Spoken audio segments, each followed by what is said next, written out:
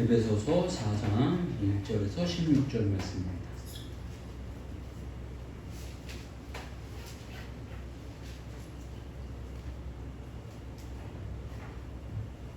한 절씩 교독하겠습니다. 제가 먼저 하겠습니다. 그러므로 주 안에서 같이 내가 너희를 권하노니 너희가 부르심을 받은 일에 합당하게 행하여 모든 겸손과 온유로 하고 오래 참음으로 사랑 가운데서 서로 용납하고 평안에 매는 줄로 성령이 하나 되게 하신 것을 힘써 지키라. 몸은 하나요 성령도 한 분이시니 이와 같이 너희가 부르심의 한 소만 안에서 부르심을 받았느니라. 주도 한 분이시요 믿음도 하나요 세례도 하나요 하느님도 한 분이시니 곧 만유의 아버지시라. 만유 위에 계시고 만유를 통일하시고 만유 가운데 계시도다. 우리 각 사람에게 그리스도의 선물의 분량대로 은혜를 주셨나니 그러므로 이르기를 그가 이로 올라가실 때에 사로잡혔던 자들을 사로잡으시고 사람에게 선물을 주셨더라. 올라가셨다 하셨은즉 즉 아래 낮은 곳으로 내리셨던 것이 아니면 무엇이냐 내리셨던 그가 곧 모든 하늘 위에 오르신 자니 이는 만물을 충만하게 하려 하심이라. 그가 어떤 사람은 사도로 어떤 사람은 선지자로 어떤 사람은 복음 전하는 자로 어떤 사람은 목사와 교사로 삼으셨으니 이는 성도를 온전하게 하여 봉사의 일을 하게 하며 그리스도의 몸을 세우려 하심이라. 우리가 다 하나님의 아들을 믿는 것과 아는 일에 하나가 되어 온전한 사람을 이루어 그리스도의 장성한 분량이 충만한 데까지 이르리니 이는 우리가 이제부터 어린아이가 되지 아니하여 사람의 속임수와 간사한 유혹에 빠져 온갖 교훈의 궁조에 밀려 요동하지 않게 하려 함이라. 오직 사랑 안에서 참된 것을 하여 범사에 그에게까지 달할지라. 그는 머리니 곧 그리스도라. 그에게서 온 몸이 각 마디를 통하여 도움을 받음으로 연결되고 결합되어 각 지체의 분량대로 역사하여 그 몸을 자라게 하며 사랑 안에서 스스로 세우느니라. 아멘.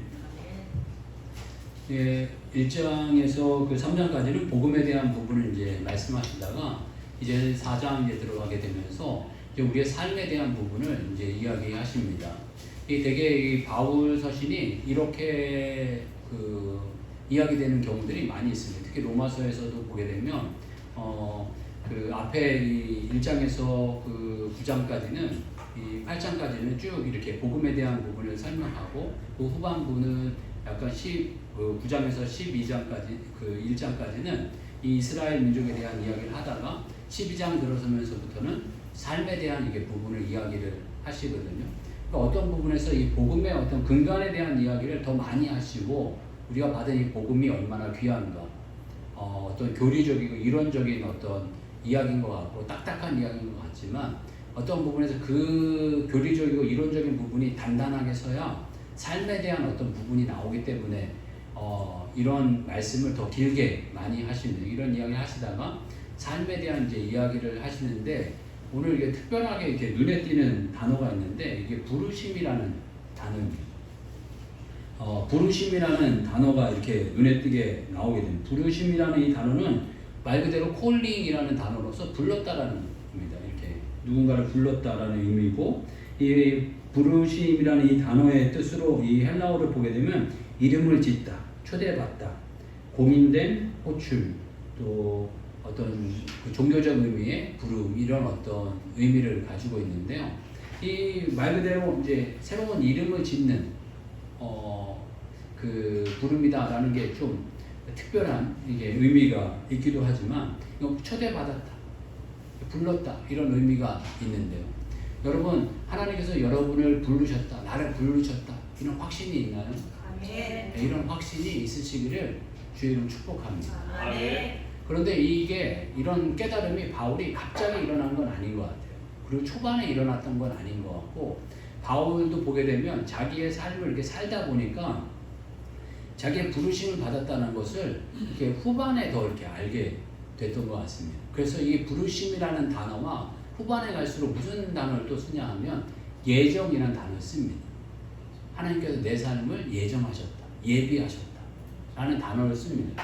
그래서 이 믿는 초기부터 예정하셨다라고 이렇게 이야기를 해가지고 어떤 사람들은 그냥 예정하셨으면은 그냥 어떤 사람은 믿도록 예정됐고 어떤 사람은 안 믿도록 예정됐으니까 그냥 막 살다가 예정된 사람은 예수 믿고 천국 가고 예정 안 된 사람은 그냥 지옥 가고 이런 어떤 예정이 아니라 하나님께서 우리의 삶을 우리 돌아보니까 정말 예비하셨구나. 정말 이렇게 예정하셨구나. 라는 어떤 감사의 어떤 고백인 거죠. 그래서 우리를 이 어떤 앞길을 미리 예비해 놓으시고 계획해 놓으셨다라는 어떤 의미도 있지만 그건 어떤 다양한 모습 가운데 어떤 예비하심과 예정하심의 모습이고 뭔가를 다 결정해 놓으셨다 이런 어떤 의미는 아닌 모습으로 보여주시고 있습니다.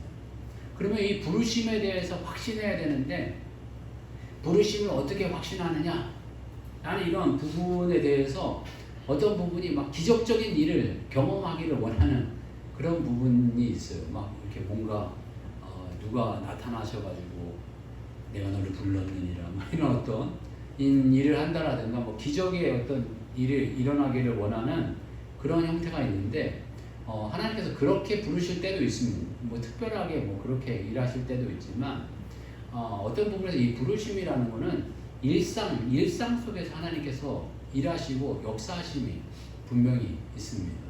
그러니까 일상 속에서 일하시고 역사하심 또 일상을 통해서 이 부르심에 대한 확신을 갖게 된다는.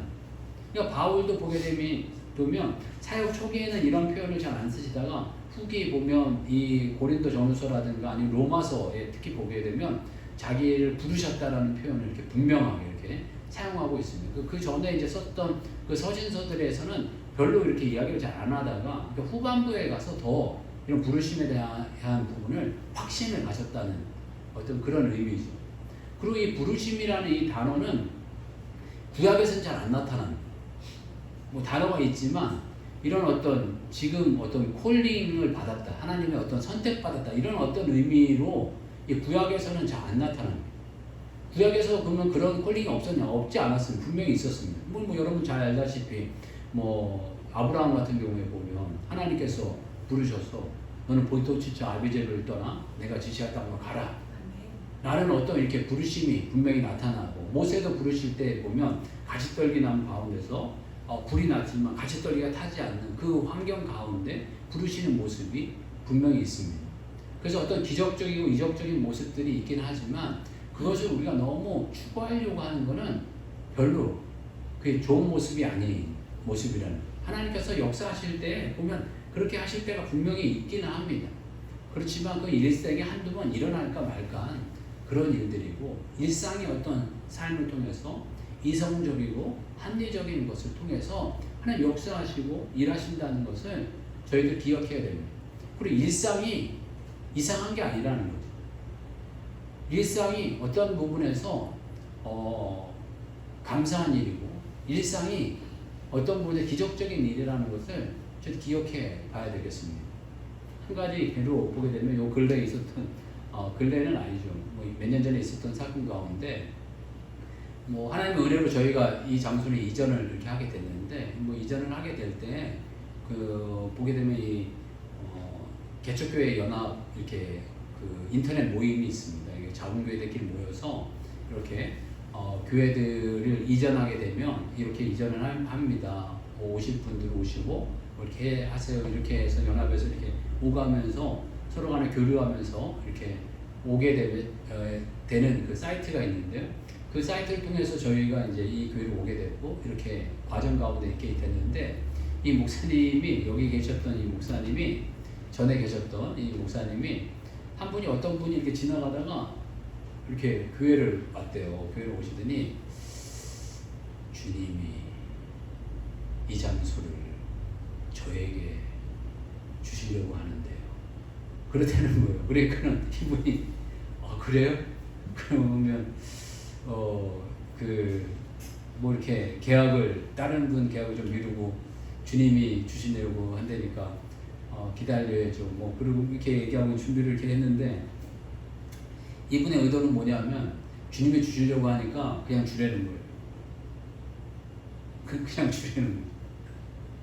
그래서 뭐 몇 주 이렇게 끌고 하다가 결국에는 여기가 하면 그 좀 이상하게 들으실지 모르겠지만 어차피 여기 있으면 물질이 오가야 되는 거예요. 보증금도 있고 뭐 요새도 있고 이런 것들이 당연히 있잖아요. 근데 주님이 주시는 거니까 그냥 달라는 거죠. 다 주님이 주시는 거니까 주님이 예비하셨으니까 다 그냥 달라고 이제 그러셨던 것 같아요. 뭐 그런 과정 가운데 뭐 한두 달이 지난 다음에 이제 제가 이제 나타나게 돼서 이렇게 계약을 하고 이제 진행을 하게 됐는데, 공사를 이렇게 하고 이제 진행하는 가운데 보니까 어떤 그 자매님이 들어오시는데 그분이 바로 그분이신 것 같아요.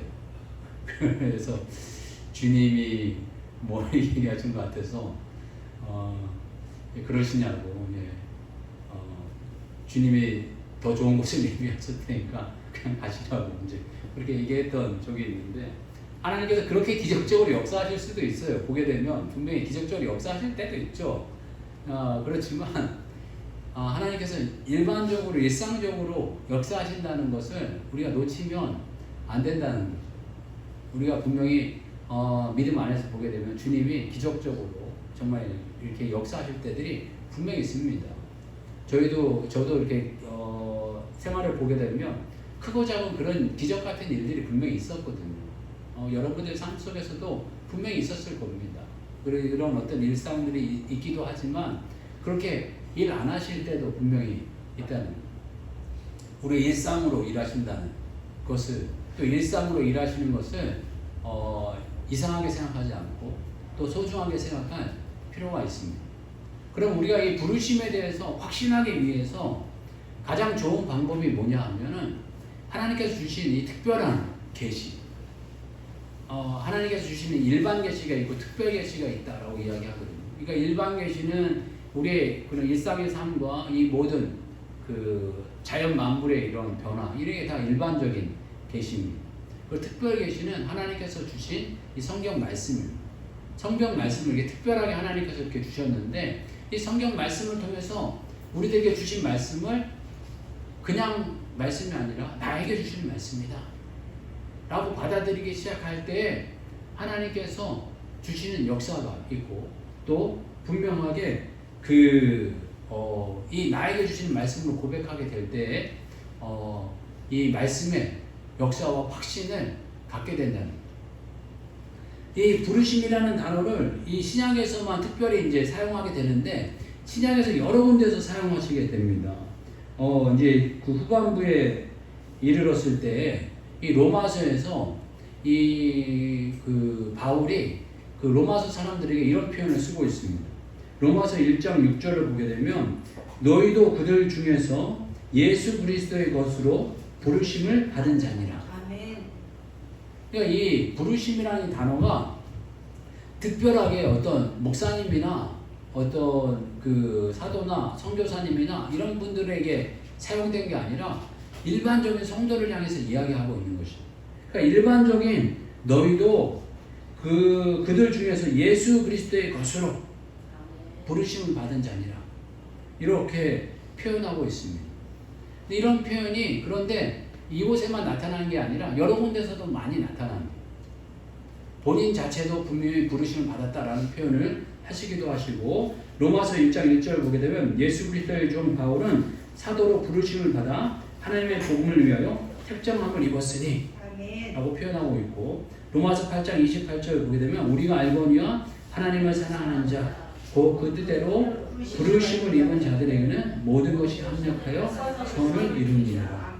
히브리서 3장 1절 보게 되면 그러므로 함께 하늘의 부르심을 받은 거룩한 형제들아, 우리가 부르심을 받은 자들이라는 거죠. 우리가 믿는 도리의 사도이시며 대제장이신 예수를 깊이 생각하라. 데살로니가 전서 4장 7절 보게 되면 하나님이 우리를 부르심은 부정하게 부르심이 아니요 거룩하게 하심이니 라고 표현하고 있고, 고린도전서 1장 1, 2절 보게 되면 하나님의 뜻을 따라 그리스도 예수의 사도로 부르심을 입은 바울과 형제 소스데네는 고린도에 있는 하나님의 교회 곧 그리스도 예수 안에서 거룩하여지고 성도라 부르심을 입은 자들과 또 각 처에서 우리 주 곧 저희와 우리의 주 대신 예수 그리스도의 이름을 부르는 모든 자들에게 라는 이런 표현을 하고 있습니다. 그리고 오늘 에베소서 4장 4절 보게 되면 이거는 같이 한번 읽어볼까요? 자, 시작. 몸이 하나이요 성령도 한 분이시니 이와 같이 너희가 부르심을 소망 안에서 부르심을 받았느니라. 아멘. 부르심의 한 소망 안에서 우리가 부르심을 받았느니라 라는 이 표현은 에베소의 모든 성도가 그리고 여러분이 바로 내가 그런 부르심을 받았다라는 것을 말씀해주고 계십니다. 이 말씀으로 우리가 확신해야 되고 말씀으로 이게 확신할 뿐만 아니라 우리의 삶 가운데 살아가다 보면 하나님의 부르심이 확증되어져야 됩니다.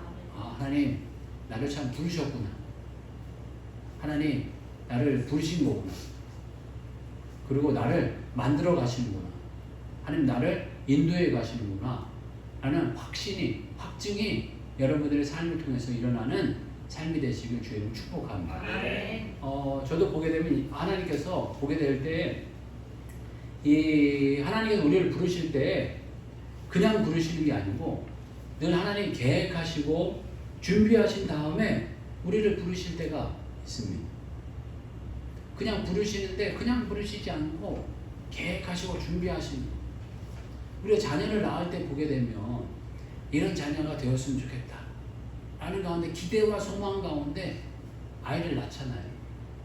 그리고 아이의 생활에 어떤 필요한 것들을 다 미리 이제 준비하고 아이를 낳을 준비를 하고 환경을 준비하고 또 잘 키울 처소를 준비하고 이런 처소를 준비하고 난 다음에 이름을 지을 때도 보게 되면 이 아이가 이렇게 자랐으면 좋겠다. 이렇게 성장했으면 좋겠다. 이런 어떤 기대와 소망 가운데 이러한 일들을 하고 있는데 하나님께서 우리를 이렇게 부르실 때 그냥 부르시지 않는다는 우리를 분명히 부르셨으면 그 부르심에 계획이 있고 소망이 있다는 것을 분명히 깨닫게 하시고 알려주십니다. 이런 깨달음과 알을 더 확신하게 하기 위해서는 신앙생활을 더욱더 성장하고 성숙하고 또 뿌리 깊게 내리고 흔들리지 않기 위해서는 여러 가지가 다 좋지만 꼭 필요하고 좋은 것이 경시입니다. 저희가 지금 하시는 분도 있고 안 하시는 분도 있지만 경시라는 건 그렇게 어려운 게 아닙니다. 간단하게 그냥 하루에 20장 20절이나 15절 정도 되는 그 짧은 분량의 말씀을 잘 읽고 이 말씀은 오늘 하나님 나에게 주셨다. 나에게 주셨는데 뭘 하기 위해 주셨나? 라는 마음으로 이 말씀을 계속 묵상해 나가는 것입니다. 토요일날 제가 말씀 묵상한 게 있는데 그 말씀 묵상 뭘로 했냐면 요즘 누가복음 이제 들어왔습니다. 누가복음 1장 1절에서 25절 말씀 보게 되면 무슨 사건이 나오냐면 사가랴와 엘리사벳이라는 그 부부가 있었습니다. 그런데 나이가 들었는데도 아이를 못 낳은 거예요. 그런데 이 사람들이 참 주님 앞에 경건했던 것 같습니다. 누가복음 같이 한번 볼게요. 누가복음 1장 6절 말씀입니다.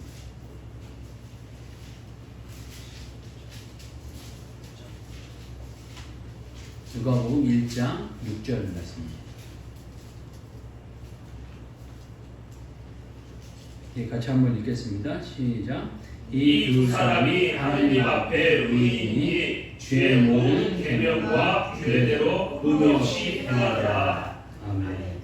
이 두 분이 제사장이기도 했지만 참으로 주님 앞에 의인이고 또 주의 계명과 규례대로 흠이 없이 행하려고 살았던 사람인 것 같습니다. 그런데 아쉬움이 한 가지가 있었는데 그게 뭐냐 하면 애를 못 낳는 거예요. 요즘 같으면야 그냥 살죠 이렇게 이야기하겠지만 이 당시에 아이를 못 낳는다는 건 큰 수치이기도 했고 큰 안타까움이기도 했고 여러 가지 큰 아픔이기도 했습니다. 과거에 애를 못 낳는다는 것은 큰 어떤 죄악이다시피 이렇게 표현하기도 했습니다. 그런데 하여간 그 부부가 애를 못 낳게 되는데 갑작스럽게 천사가 나타나서 애를 낳을 것을 알려주시게 됩니다. 그런데 그 애를 낳게 되는데 어떤 애를 낳게 되느냐 하면 누가복음 1장 15절에서 17절 말씀입니다. 우리 이 부분도 같이 읽겠습니다. 시작. 이는 저가 같이 읽겠습니다. 누가복음 1장 15절에서 17절입니다. 자, 시작. 이는 그가 주 앞에 수탈하며 포도주나 독화수를 마시지 아니하며 모태로부터 성령의 충만함을 받아 이스라엘 자손을 주고 너희의 하나님께로 많이 돌아오게 하겠습니다. 그가 또 엘리사의 10년과 능력으로 주 앞에 먼저 와서 아버지의 마음을 자식에게 거스르는 자를 의인의 슬기에 돌아오게 하고 주를 위하여 세운 백성을 준비하리라. 아멘. 여기에서 사가랴와 이 엘리사벳이 아들을 낳게 됐는데 그 아들을 낳은 그 아들이 어떤 아들인가에 대해서 이야기해 주고 있습니다. 여기서 보면 참 놀라운 아들을 낳게 됐는데 그가 모태로부터 성령에 충만하다라고 표현하고 있고 이스라엘 자손을 주고 그들의 하나님께로 많이 돌아오게 하겠습니다 라고 표현하고 엘리야의 심령과 능력으로 주 앞에 먼저 와서 아버지의 마음을 자식에게 거스르는 자를 의인의 슬기에 돌아오게 하고 주를 위하여 세운 백성을 준비하리라 라고 이렇게 표현하고 있습니다. 그러니까 주의 오심을 예비하는 그런 어떤 그 백성을 세워가는 그 세례 요한을 낳게 된다 라는 어떤 말씀을 주시는 거예요. 이런 어떤 말씀을 주셨을 때 이 사가랴와 이 엘리사벳이 얼마나 놀랐을까 이런 마음도 가져보게 됩니다. 그렇다면 하나님께서 이 말씀을 나에게 주셨다면 나는 어떻게 이거를 받아들이고 해석해야 될까 이런 마음을 가져보게 됩니다. 제가 꿈꾸고 늘 기대하고 소망하는 것은 아이를 낳는 것. 육신의 아이를 낳는 것도 낳는 거지만 영적인 아이를 낳아야 되겠다. 이런 고민을 늘 하거든요. 그런데 사가랴와 엘리사벳 같이 오랜 시간 정말 아이를 못 낳고 이제는 너희 아이 낳기 글렀다. 사가랴와 엘리사벳이 나이가 들어가지고 아이 낳기는 이제 그만 글른 사람이다 라고 생각하고 낙심했는데 아이를 낳을 것이라 약속하시는 거예요. 그게 세례 요한이고 세례 요한인데 나중에 보게 되면 예수님께서 세례 요한을 뭐라고 평가하냐면 사람이 낳은 자 중에 가장 큰 자다. 이렇게 큰 축복을 받는 놀라운 자녀를 낳게 될 것을 말씀해 주고 계십니다. 그러면 나는 이 약속의 말씀을 믿고 하나님 아멘 감사합니다. 내 말씀으로 받아들이겠습니다. 저에게 주신 말씀을 받아들이겠습니다. 이런 마음을 가질 뿐만 아니라 난 뭘 해야 되나 라는 생각을 갖게 될 때에 이 사가랴와 이 엘리사벳은 뭘 했나 이렇게 보게 되니까 13절 보게 되면 천사가 그에게 이르되 사가랴여 무서워하지 말라 너의 간구함이 들린지라. 간구했다는 거예요.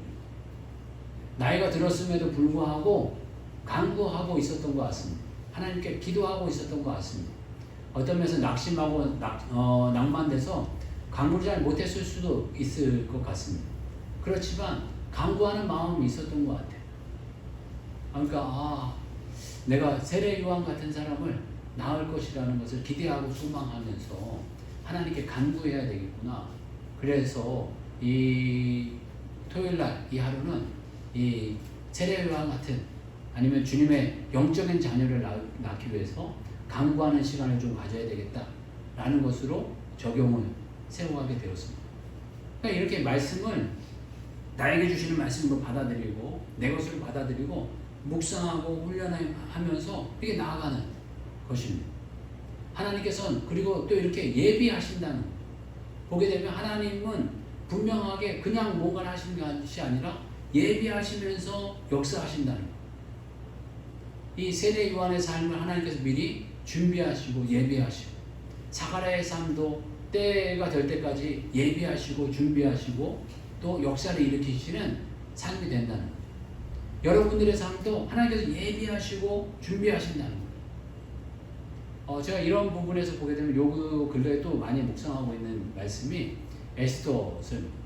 에스더서는 간단하게 페르시아라는 이 나라 밑에 이 유대 민족이 포로되었는데 에스더라는 이 여왕이 있었는데 이 유대인이었습니다. 유대인이었는데 이 유대인 민족이 죽을 위기에 놓이게 되었습니다. 그런데 에스더라는 이 여왕이 그 하나님께 기도하고 또 담대히 나아가서 이 유대 민족을 구원했다라는 어떤 이야기입니다.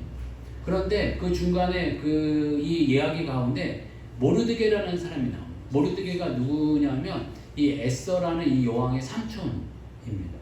이 삼촌인데 이 모르드게라는 사람에 대해서 제가 계속 이게 주목해 보게 되는 거예요.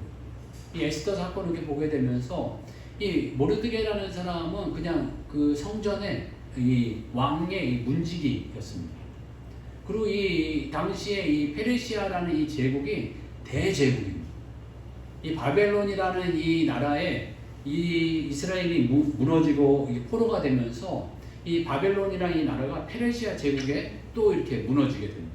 그런데 이 페르시아라는 이 제국이 나라를 이렇게 확장해가지고 그 중동 지역뿐만 아니라 이 인도 지역까지 확 크게 확장했다 이야기하고 있습니다. 이렇게 크게 확장했던 이 페르시아 제국에 한마디로 이 대제국의 왕비가 되는 것도 대단한 일인데 이 왕궁에 이게 문지기로 있었던 이 삼촌인 모르드게가 있다가 그 문지기 중에 몇몇 이 한 두 사람이 왕을 암살하려는 계획을 알게 됩니다. 그래서 이 암살하는 계획을 에스더에게 이야기를 해서 이 왕이 이 암살하려고 했던 이 두 사람을 잡아서 죽이는 사건이 일어나게 됩니다. 그런데 그러고 난 다음에 아무 일 없었습니다. 그리고 수일이 지나고 또 어떤 몇 개월이 지났을 수도 있습니다. 몇 개월이 지났는데 왕이 갑자기 잠이 안 오는 거예요. 잠이 안 와서 뭐 이 일 저 일 할 수도 있지만 궁중일기를 읽었습니다. 궁중일기를 읽는데 궁중일기가 수많은 궁중일기가 있지 않겠습니까? 수많은 날짜가 있지 않겠습니까? 그런데 딱 바로 읽은 그 대목이 모르드게가 이 암살자를 보고해서 암살자를 죽이게 됐다, 제거하게 됐다라는 이야기를 읽습니다. 그래서 왕이 이 암살자를 제거하게 됐는데 이 모르드게에게 무슨 상을 줬느냐라고 이야기하니까 아무 상도 안 줬습니다 라고 이야기를 합니다. 그러니까 이 왕이 미안한 마음이 들어서 그런지 이 모르드게를 높여줍니다. 왕복을 입히고 이 시내를 돌게 하면서 이 모르드게를 높여줍니다. 높여주게 되는 이 과정 가운데 이 하만이라는 이 제2 통치자가 있었는데 이 통치자가 모르드게의 어떤 신앙과 어떤 행동에 대해 불쾌감을 갖고 모르드게 민족인 이 유대 민족을 다 죽이려고 계획을 했었습니다. 그런데 이 에스더라는 이 왕후가 이걸 막고 이 민족을 살려달라고 이야기하는 바람에 고민 가운데 이 유대 민족을 살려주고 회복하게 됩니다. 그리고 난 다음에 다시 이 에스더는 이 모르드게라는 사람이 자기의 삼촌이라는 것을 밝히게 됩니다. 그래서 이 삼촌이라는 것을 밝히게 됨으로 말미암아서 이 모르드게가 갑자기 하루 아침에 이 페르시아 이 대제국의 제2 치리자가 되는 등극이 일어나게 됩니다. 그러니까 이 왕이 보게 되면 모르드게가 전에 암살자를 보고하는 일도 있었죠. 자기가 사랑하는 왕후의 어떤 삼촌이기도 하죠. 그러니까 이 여러 가지로 봐가지고는 이게 너무 신뢰할 만하잖아요. 그러니까 이 모든 치리권을 이렇게 넘겨주게 되는 이 사건이 일어나게 됩니다. 이러한 모습을 보게 되면서 참 하나님 예비하심이 있구나. 하나님 준비하심이 있구나. 우리의 인생 가운데 하나님 예비하심이 있구나, 준비하심이 있구나 라는 것을 다시 한번 생각해 보게 됩니다. 하나님 우리를 부르셨습니다.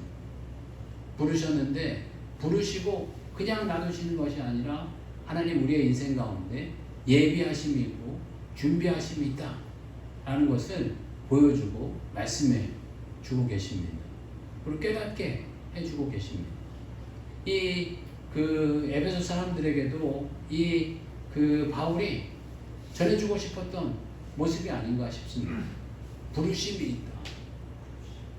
그 부르심 가운데 우리는 살아야 되고, 나중에 보면 우리의 인생 가운데 예정하심이 있었다. 그러니까 예비하심이 있었다. 준비해 주심이 있었다. 라는 것을 알게 된다. 라는 것이죠. 지금 현재 삶이 조금 어렵고 힘들고 고통스럽고 힘들다 하더라도 예비하심과 준비하심이 분명히 있다는 것을 신뢰하면서 나아가야 한다. 라는 것을 우리들에게 알려주시는 줄 압니다. 그래서 이 부르심을 깨달은 자들에게는 어떤 또 삶의 모습이 있어야 되는 건가에 대해서 이야기하실 때 보면 성령이 하나 되게 하심을 지켜야 된다라는 이런 표현들과 이런 말씀들을 해주고 계십니다. 그래서 저희들 하나됨이 얼마나 귀하고 아름다운 것인가 이렇게 알려주고 계시고 깨닫게 해주시는 부분이 있는 줄 압니다. 주님 안에서 저희들 분명히 부르심을 받았습니다. 부르심 안에 거하는 종들이다 라는 것을 저희들 확신하는 한 주가 되셨으면 좋겠고, 또 부르심은 개인적인 부르심이기도 하지만 하나님께서 이 공동체 안에 거하기를 분명히 원하셔서 하나됨에 대한 이야기를 또 이렇게 해나가면서 풀어가고 계십니다. 그래서 하나됨을 위해서는 먼저 여기에서 보게 되면 2절 보게 되면 모든 겸손, 온유, 오래 참음을 사랑으로 하고 서로 용납하고, 3절 보게 되면 평안에 매는 줄로 성령이 하나 되게 하신 것을 힘써 지키라. 이런 표현을 해주고 계십니다. 참으로 이 하나 되어져 가는 것을 분명히 부르심 가운데 또 저희들에게 권면해 주고 계십니다. 저희들 부르심에 대한 확신이 있을 뿐만 아니라 하나됨으로 나아가고, 하나됨을 맨 마지막에 강조하시듯이 힘써 지키라 표현하면서 저희들 힘써 지켜가는 공동체 되시기를 주님 축복합니다.